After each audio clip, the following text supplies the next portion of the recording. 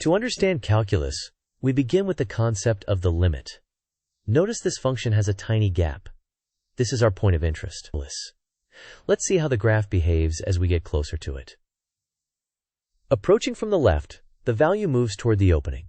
Now approaching from the right, it reaches for the same spot. Both sides agree on the destination.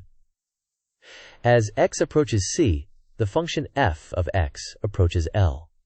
We use this logic to find the instantaneous slope by moving the points of a secant line together until they overlap. We find the exact steepness of a curve. This is the foundation of calculus, expressed by the notation of the limit as x approaches a. Today we explore the derivative. We begin with a coordinate graph and a smooth blue function. We connect 2 points with a red secant line to calculate the average rate of change. As the points move together, the line rotates and the gap between them disappears. The line transforms into a yellow tangent, which represents the derivative at that specific point. Sliding the tangent across the curve shows how the slope changes from positive to negative.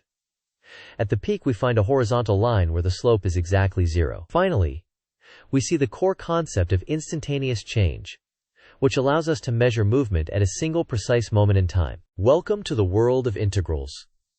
We will explore how mathematics helps us understand accumulation. Look at this curve. We want to measure the area trapped beneath it. We start with a basic rectangle approximation. Refining these shapes gives us a better estimate. Eventually, the rectangles merge into a perfectly smooth shaded region. This specific area is defined by the integral of the function. This is the core idea of accumulations. Watch as the point moves and tracks the total amount of area gathered across the graph. Integration is the bridge that takes us from a rate of change to a final total. The integral symbol represents summing up infinite parts to find a whole. Welcome to the fundamental theorem.